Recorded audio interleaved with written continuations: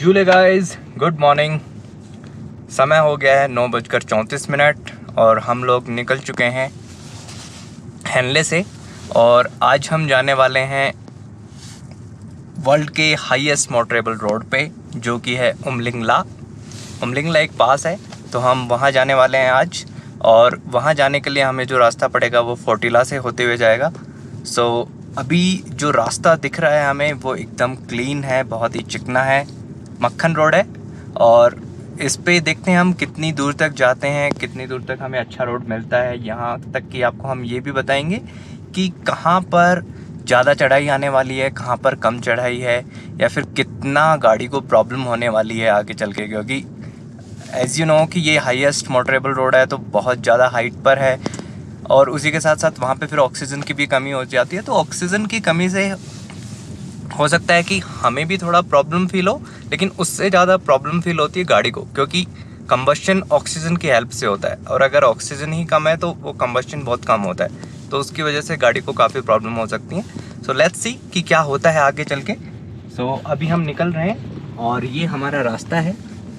सो यहाँ से लगभग 92 किलोमीटर्स है उमलिंगला रोड, उमलिंगला पास।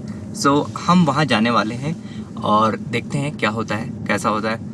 अभी तक जो पहाड़ हैं, जो नज़ारे हैं, वो कल जैसे ही हैं, जैसा कि हेनले में हैं कि रेतीले पहाड़ हैं, लेकिन उनके कलर्स बहुत अलग अलग हैं।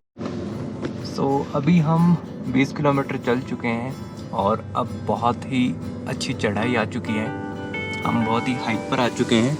ये देखिए आप, ये वाले पहाड़ आपको कितने छोटे लगने लगे हैं अब। और यहाँ ही आप नीचे अगर देख पा रहे हैं तो कितनी सारी लूप्स बनी हुई हैं। यहाँ पर बहुत सारी लूप्स हैं, अगर आप सामने देखेंगे। इन लूप्स को पार करते हुए हम ऊपर आए हैं। और गाड़ी कुछ जगह सेकंड गियर में चल रही है, कुछ जगह फर्स्ट गियर भी मांग रही है। और अभी हम और ऊपर चढ़ने वाले हैं, जैसा कि मुझे रास्ता दिखाई दे रहा है कि इधर से अभी और ऊपर ऊपर ऊपर जाना है। कुछ लूप्स और हैं, फिर देखते हैं कहाँ पहुँचते हैं हम। ये देखिए यहाँ पे आपको कितनी सारी लूप्स दिख रही हैं, स्पाइरल लूप्स की। हम इतने ऊपर चढ़ चुके हैं घूम घूम के 22 किलोमीटर ड्राइव कर चुके हैं हेनले से उमलिंगला पास पे। और यहाँ का कुछ टेरेन देखिए,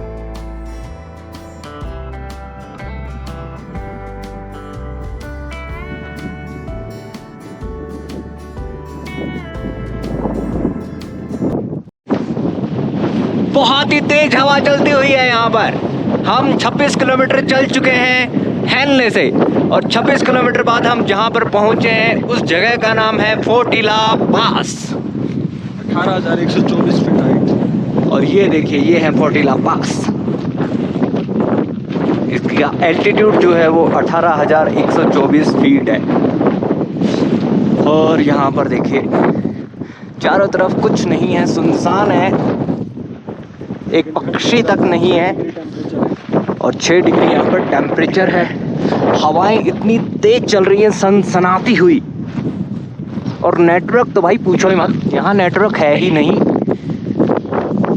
हेनले में भी हमें नेटवर्क नहीं मिला था, एयरटेल जियो कुछ नहीं है, सिर्फ और सिर्फ BSNL का नेटवर्क है। और शायद आगे उमलिंगला पर भी सिर्फ BSNL मिलेगा। लेकिन देखते हैं, हम आपको इस बारे में भी बताते रहेंगे कि किसका नेटवर्क मिलेगा और किसका नहीं। तो चलिए, हम फोर्टिला पास पहुंच चुके हैं। यहाँ पर कुछ फ़ोटोज़ ले लेते हैं और फिर निकलते हैं आगे। अभी हम लोग निकले हैं फोर्टिले से, और अभी आगे हम जा रहे हैं चिसुमले, और उससे आगे होगा उमलिंगला। ये देखिए आगे आप देख सकते हैं, यहाँ से उमलिंगला अभी 35 किलोमीटर है। सो अभी हम पहुँच गए हैं चिसुमले या चिसुमले। और यहाँ पर आपको खाने के लिए मिल जाएंगे। यहाँ पर छोटे छोटे रेस्टोरेंट्स हैं, यहाँ पे आप शायद मैगी या कुछ और खाने की चीज़ें ले सकते हैं। सो अब लगभग 6 किलोमीटर बचा है उमलिंगला, और अब आ गई है चढ़ाई एक ही नंबर। इससे पहले गाड़ी दूसरे गियर में भी चल रही थी, तीसरे गियर में भी चल रही थी, यहाँ तक कि चौथे गियर तक में चल रही थी, लेकिन अब जाके वो पहले गियर में चलने लगी है। पहले गियर से ऊपर उठने का नाम नहीं ले रही है। सो जी हाँ, सो लगभग 6 किलोमीटर की ज़बरदस्त चढ़ाई। सो अब सिर्फ 1 किलोमीटर रह गया है। सो आप सभी तैयार हो जाइए इस वर्ल्ड्स हाईएस्ट मोटरेबल रोड के हाईएस्ट पॉइंट के लिए। तो कुछ ही क्षणों में हम वहाँ पर पहुँच जाएंगे और हम आपको दिखाएंगे वो पॉइंट। बस थोड़ा सा और इंतज़ार, ज़्यादा नहीं है, सिर्फ 800 मीटर रह गया है। यस, दिल थाम के बैठिए, क्योंकि यहाँ पर मुझे पहले ही ऑक्सीजन की कमी फील होने लगी है। हार्ट थोड़ा टाइट पंप कर रहा है। मेरी एप्पल वॉच ने बता दिया है कि मेरे को जो SpO2 परसेंटेज होता है ऑक्सीजन का, वो भी मेरा कम हो चुका है यहाँ पर। बट या मुझे प्रॉब्लम कोई फील नहीं हो रही है, ऑक्सीजन लेवल भले ही कम है। और अब सिर्फ 400 मीटर रह गया है। 300। Come on guys, count with me. और 200।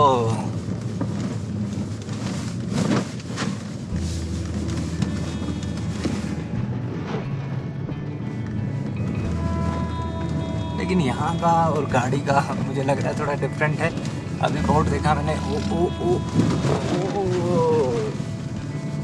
कि उस पे लिखा हुआ था 500 मीटर। कोई नहीं, थोड़ा सा और इंतजार कर सकते हैं आप लोग। गाड़ी तो ऐसे भाग रही जैसे इसको उमलिंगला ही जाना था। गाड़ी पहुंच जा रहा है और ये देखिए बिल्कुल सामने। जी हाँ गाइस, पहुंच गए Umlingla, the world highest motorable road. जी हाँ, पहुंच चुके हैं हम लोग यहाँ पर।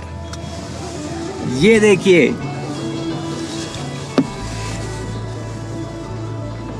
Tough and free.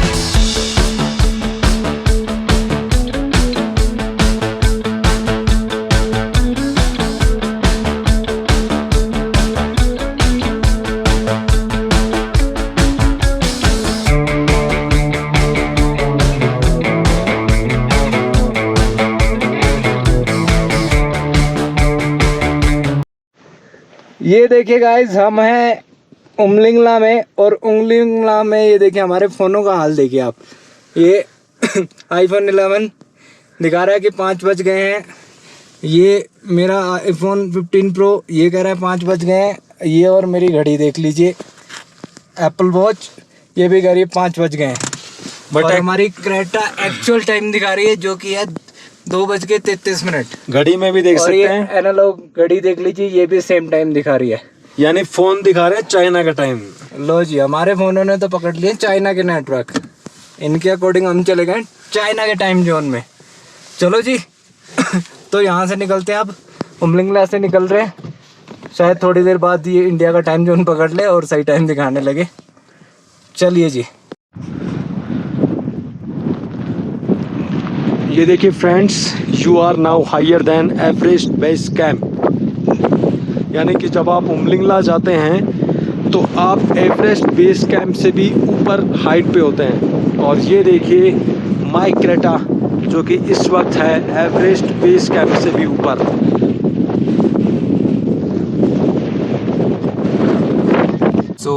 अभी आप लोगों ने देखा उमलिंगला पास, और अब हम वहाँ से वापस आकर कोयुल से होते हुए समोरीरी की तरफ जा रहे हैं। 2 रास्ते होते हैं यहाँ से, या तो आप यहाँ से वापस हैनले जा सकते हैं, या फिर कोयुल, फिर दुंगती और फिर न्योमा से होते हुए आप समोरीरी मतलब करजोक जा सकते हैं। समोरीरी जो लेक है वो आपको करजोक में मिलती है।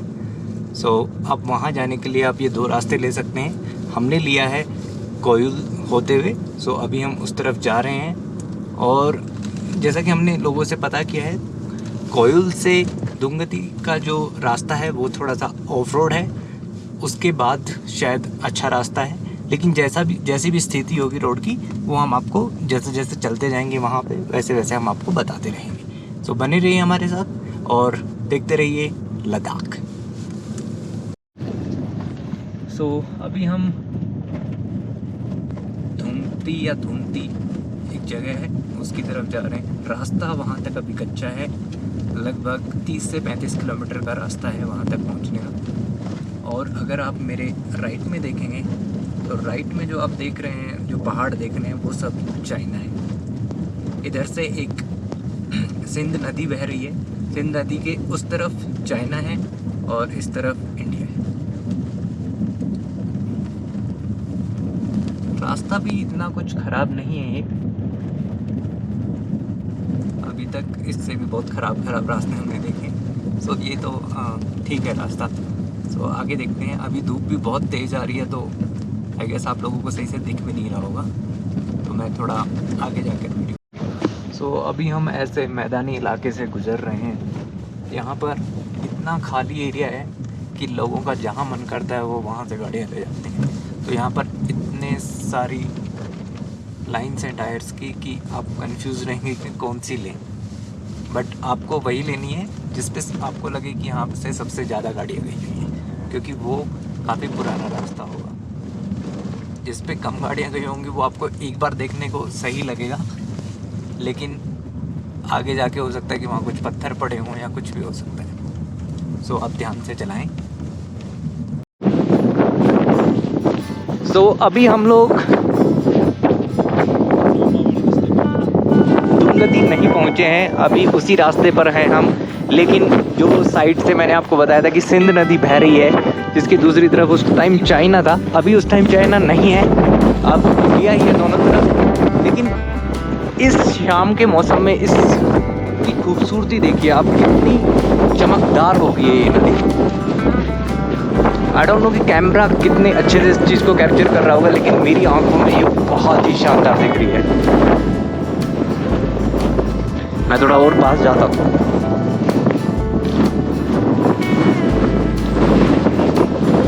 जैसे कुछ मूवीज़ में आपने देखा होगा कि समुद्र में रात के टाइम मोतियों जैसे चमकता है, वो इसी तरीके से ये नदी भी यहाँ पर शाम के टाइम चमक रही है। हाँ, ये देखिए।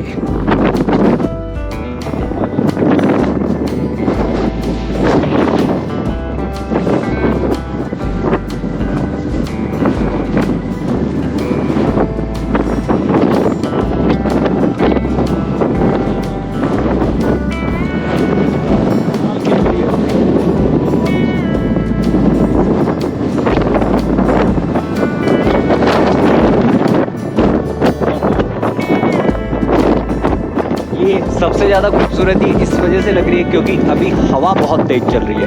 हवा की वजह से जो इसमें लेयर्स बनती हुई आप देख रहे हैं वो सिर्फ हवा की वजह से, वरना बहाव नदी का इस तरफ है और इतनी ढलान नहीं है कि नदी तेज़ी से बहे, लेकिन हवा इतनी तेज़ है कि वो इसकी लहर बन रही है और उसकी वजह से ये बहुत ही खूबसूरत लग रही है। तो चलिए यहाँ से आगे हम चलते हैं नदी की तरफ और फिर आगे